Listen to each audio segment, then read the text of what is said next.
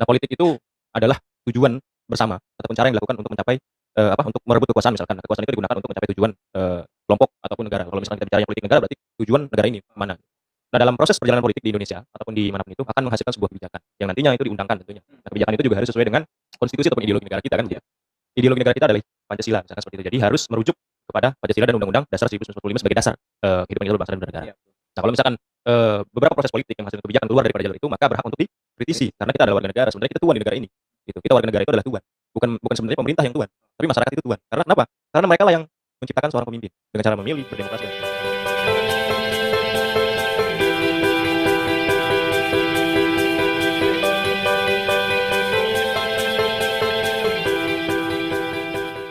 Eee, ya baru-barusan juga Bang ya, bahwasannya, presiden telah istilahnya merombak kabinetnya karena memang dia melihat bahwasannya ada beberapa, pembantunya ya, Betul. pembantu presidennya, menterinya, tidak mempunyai integritas, tidak mempunyai jiwa kepemimpinan yang Hmm. layak untuk memimpin sebagai seorang menteri di negara kita sehingga dia melakukan perombakan.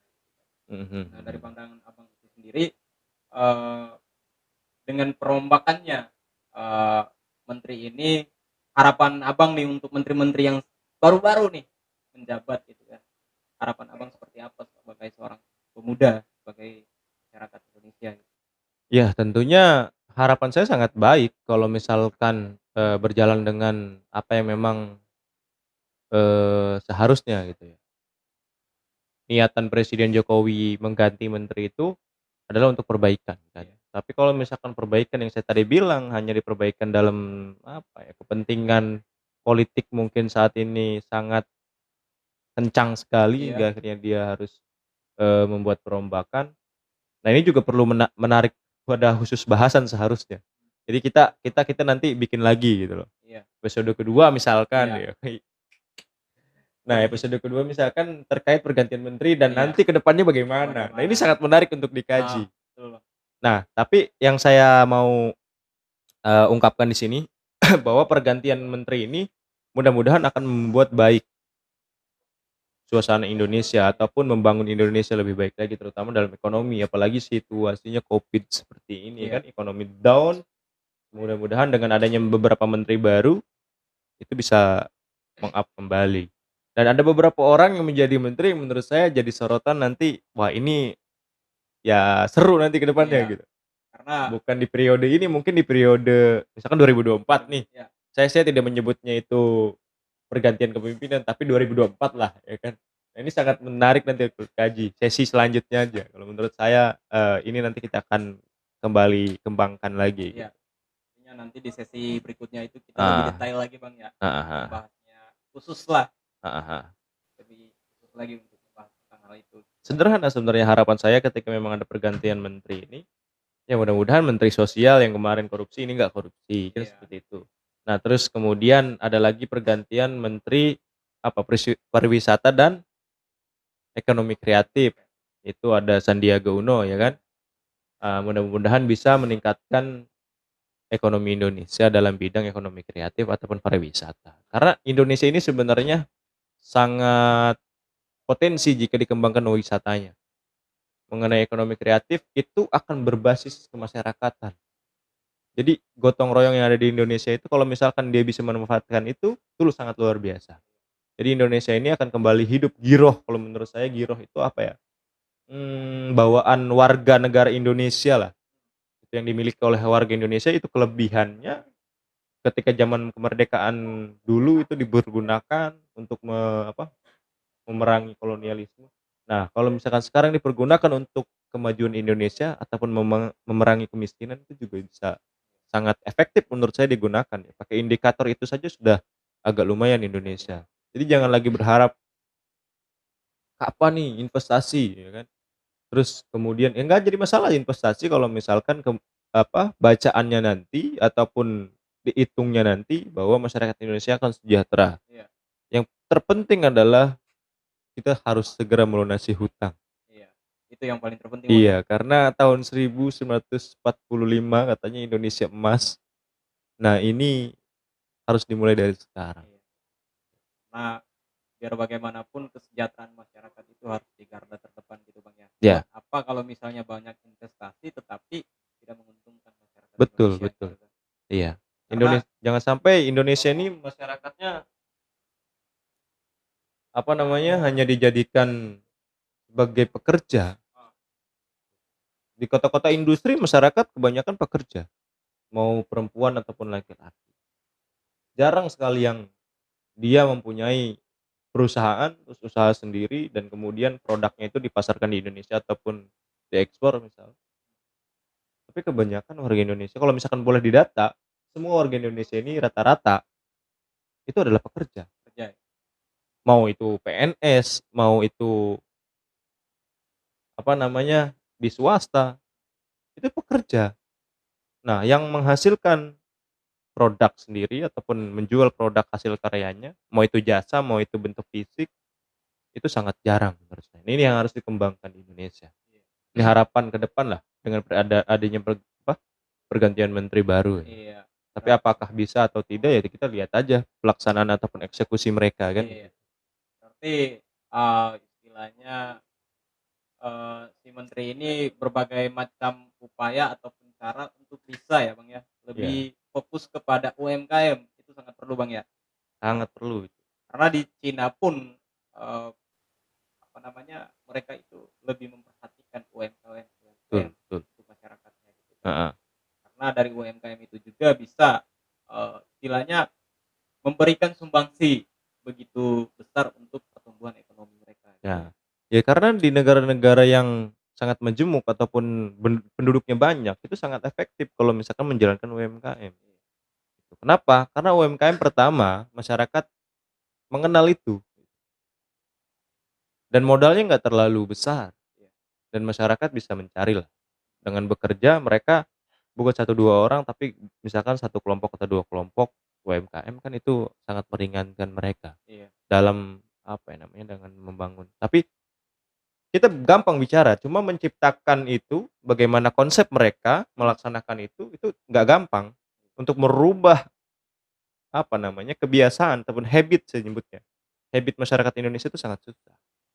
Apalagi dengan adanya teknologi komunikasi yang sekarang begitu, sebenarnya ini bisa dimanfaatkan untuk kemajuan, tapi ya begitu mungkinlah orang Indonesia iya. karakternya.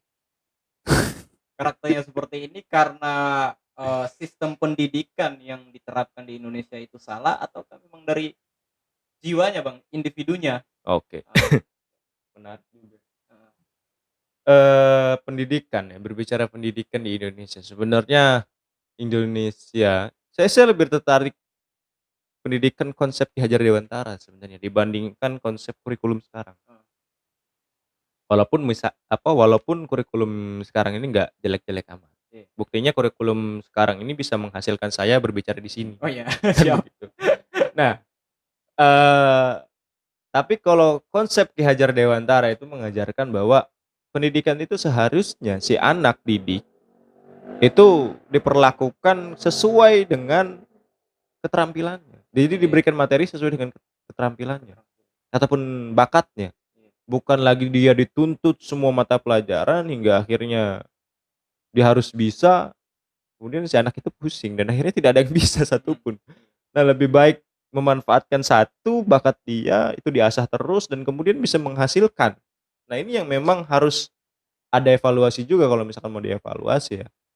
Ini sebenarnya banyak sekali yang digembar-gemborkan oleh misalkan setiap ada pelatihan ataupun seminar-seminar tentang pendidikan pasti dibahas iya. konsep pendidikan Ki Hajar Dewantara, tapi ya Indonesia seperti ini. Iya sih Bang, saya juga sepakat bahwasannya, memang harus dari kecil, bahwasanya pendidikan itu lebih memperhatikan potensi ya Bang, Betul potensi ataupun skill dari anak itu sendiri, gitu betul. kan. Jadi, nah nanti akhirnya ketika memang sisi anak itu sudah, apa namanya, sudah mempelajari skill-nya sejak dari kecil ataupun bakatnya sejak dari kecil, setelah besarnya dia akan mempunyai profesi sesuai dengan bakatnya. Nah, kalau sekarang kan misalkan jurusan A, B, C, D tapi tidak sesuai kerjanya. Nah, ini yang memang karena si anak itu mungkin pusing ya kan, Mhm, atau mungkin si anak ini banyak talentanya, kan begitu. iya. hingga akhirnya tidak sesuai dengan pendidikannya. Seharusnya ketika memang si anak ini mempunyai bakat dari kecil, dia diasah terus dan kemudian menjadi misalkan anak ini hobinya nyanyi. Nah, nanti profesi nyanyi itu apa rendah atau tinggi dalam sebuah masyarakat, kan Indonesia tidak memandang itu sebenarnya. Iya. Kalau misalkan dilihat dari strata sosial, bahkan orang yang menyanyi itu bisa mengalahkan gaji karyawan ataupun buruh, Iya. kalau misalkan sudah profesional. Nah, ini yang memang harus disadari, bahwa bakat dan minat itu ataupun minat dan bakat itu juga akan menghasilkan profit nantinya ketika memang si anak ini akan diajarkan benar-benar, kan seperti itu. Jadi tidak semua dia belajar menghitung, belajar bahasa Inggris, belajar bahasa Indonesia, padahal itu nggak kepake, bukan nggak kepake ya, mungkin kepakai pendidikannya untuk pengalaman pribadi dia, tapi pas kerja hanya sedikit Iya. yang terpakai. Heeh. Untuk apa? Dia belajar, kan wajib belajar 12 tahun Iya. misalkan. Itu kan 12 tahun itu kalau misalkan kita menggali potensi Potensi, iya. diri itu kan sangat luar biasa, mahir mungkin ya, masternya mungkin. Iya. Bahkan dia udah jadi profesor 12 tahun itu ya kan. Iya. Dari kecil sampai 12 tahun ya mungkin dia bisa jadi profesor langsung kan seperti itu. Tuh. Berarti memang konsep dari apa ya? Ya istilahnya masukanlah ke pemerintah gitu kan bahwasanya Betul. eh, ketika sistem yang diterapkan sekarang ini tidak menjawab ataupun membawa suatu perubahan yang Nah, lebih ke arah yang positif gitu Bang ya. Itu mendingan pemerintah putar otak gitu kan untuk bisa mencari suatu solusi yang baik nah, sehingga pendidikan di Indonesia itu bisa memberikan sumbangsi yang besar terhadap kemajuan negara dan memberikan suatu sumbangsi yang besar terhadap masyarakat itu sendiri betul. gitu Bang Nah, ya. kira-kira seperti itulah. Iya. Apalagi Itu nih kira-kira? Ngomongin apa lagi iya, kita? dari tadi kita serius mulu nih Bang. Iya, kita bercanda dulu lah ya kan. Bete juga yang dengerin Iya, anjing ngomong nanti apa sih pemirsa nih ya kan. ataupun kawan-kawan di rumah juga ikutan jenuh gitu kan. Serius banget tuh ya. Memang kalau misalnya kita bicara tadi kan tentang problem-problem ataupun kekurangan lah dari bangsa Ah, Indonesia gitu kan. Karena ketika berbicara tentang kekurangan artinya begitu masih banyak ya Bang ya, masih banyak ya istilahnya kekurangan itu masih mendominan iya. pada bangsa Indonesia gitu kan. Tentunya kita memberikan suatu pandangan kita lah Bang ya sebagai seorang pemuda gitu kan bisa bermanfaat lah bagi masyarakat juga tentunya bagi pemerintah Mhm. bisa kasih masukan gitu kan karena apa ya Bang ya kalau misalnya kita menyampaikan aspirasi kita di depan gedung DPR kebanyakan nggak didengar itu Bang Iya. Ya ya mudah-mudahan aja kita mudah-mudahan ngomong begini lewat didengar kan gitu. lewat jalur ini nih bisa didengar gitu kan Walaupun nggak pemerintah yang mendengar ya minimal yang di rumah yang dengerin ya kan iya ataupun Tuhan lah yang dengerin ya iya kan. kita Tinggal sendiri kun fayakun, cet, jadilah ya kan. Indonesia langsung jadi aduh aduh khayalan tingkat tinggi kan. iya ada apa namanya berbicara tentang ini lagi Bang eh isu politik lagi nih Bang kita Siap. politik mulu nih Temen banget kayaknya. Mau beli jurusannya politik mau hukum sebenarnya. politik iya Bang jadi apa namanya mengenai tentang tadi juga eh, di pertengahan tadi Abang juga sempat singgung bahwasanya Menteri Sosial kita juga terjerat ataupun terindikasi Bang ya terindikasi melakukan korupsi dana Mhm, bansos. Nah, mhm, jadi menurut pandangan Abang sendiri nih sekarang kan menjadi suatu perdebatan di media televisi ataupun di media sosial mhm. mengatakan bahwasannya ya kalau misalnya korupsi itu lebih baik dihukum mati saja gitu kan karena merugikan banyak masyarakat Heeh, gitu. heeh. Nah, di sini saya ingin bertanya pada ranah hak asasi manusianya, Bang. Hak asasi manusianya. Jadi kalau misalnya ketika seseorang itu dihukum mati gitu kan, Mmm, misalnya dihukum mati dari segi hak asasi manusia itu seperti apa? Karena oke. menjadi suatu tanda tanya besar nih, Bang, di dalam pikirannya masyarakat gitu kan. Apakah memang hukuman mati itu melanggar hak asasi manusia gitu kan? Nah, ini kan mengenai kepatuhan hukum dan punishment, Mhm. bicaranya kan begitu. Jadi sebenarnya ada yang tidak memberlakukan punishment ataupun tidak dihukum mati atau tidak dipenjara misalkan. Tapi kalau misalkan hukum sosialnya tinggi dan menyebabkan dia itu tidak melakukan korupsi itu bisa saja terjadi kan begitu. Tidak harus dihukum mati sebenarnya. Tapi kalau misalkan orang Indonesia nggak tahu malu, dia korupsi di misalkan dia korupsi tapi nggak malu masih berkeliaran, terus kemudian dia korupsi lagi. Nah itu kan nggak punya malu, Iya, ataupun untuk apa dia malu yang penting gue happy kan iya, begitu. Nah ini yang memang sangat kurang di Indonesia. Jadi norma di Indonesia itu udah mulai pudar banget. Kan bicaranya kalau hukum patuh, nggak ada punishment pun kalau misalkan kita sadar ya tadi balik lagi ke kesadaran, tidak akan melanggar kan, seperti itu. Contohnya misalkan kalau Tuhan menerapkan punishment juga di iya. surga dan neraka konsepnya kan Heeh, begitu. Tapi kalau misalkan di sebuah negara bisa diambil misalkan kalau orang Jepang ataupun orang orang Jepang ya yang mhm, kalau dia korupsi terus diketahuan dia bunuh diri sendiri. Nah itu yang sanksi sosialnya besar. Jadi itu bisa dibuat sebenarnya di rekayasa sosial ya sebenarnya heeh, bisa saja terjadi dengan mengedepankan norma. Terus hingga akhirnya nanti norma ini akan berpengaruh kepada kepribadian dia, sehingga dia akan bersikap seperti apa, kan begitu. iya, Mau korupsi atau tidak itu kan tergantung daripada pribadinya. Tapi kalau di Indonesia kalau orang-orang yang nggak tahu malu, ya udah hukum mati aja kalau misalkan itu bisa menghilangkan korupsi di Indonesia. Tapi saya jamin walaupun dihukum mati masih ada orang yang korupsi. korupsi. Iya, Iya, nah bicara hak asasi manusia, bicara hak asasi manusia, sebenarnya ini tergantung daripada negaranya sebenarnya. Kalau misalkan negaranya masih mempunyai belas kasihan, dia melihat, dia punya anak, terus untuk apa dia dihukum karena anaknya nanti tanggung jawab siapa. Kalau iya, Indonesia berani, ya anaknya ditanggung sama negara. negara. Terus untuk pribadinya dia kan salah, punishment-nya kan harus hukuman mati. Iya, Itu kan harus kesepakatan bersama sebenarnya, seperti itu dalam hidup bernegara. Jadi orang-orang politik yang bicara hukum mati dan lain sebagainya macamnya menurut saya bullshit lah. Pasti banyak yang menentang kok kalau Indonesia akan menerapkan undang-undang KPK yang korupsi dihukum mati. Pasti orang-orang yang punya kepentingan ataupun apa namanya, berada pada wilayah. takutlah terhadap itu pasti akan kontra. Kenapa? Karena, "Wah bahaya banget gue nggak Bahaya bisa." banget nih buat gua nih. Iya, "Daripada gue korupsi mending gue hidup lah," katanya kan gitu. Ya, Gitu, seperti itulah kira-kira. karena apa ya, eee, menarik, dari perkataan, seorang pengamat politik ya, Bang, ya. Dia Heeh. mengatakan bahwa, kenapa Indonesia itu tidak maju gitu kan, karena, eee, kebanyakan pejabat dari Indonesia itu tidak takut dengan Tuhan.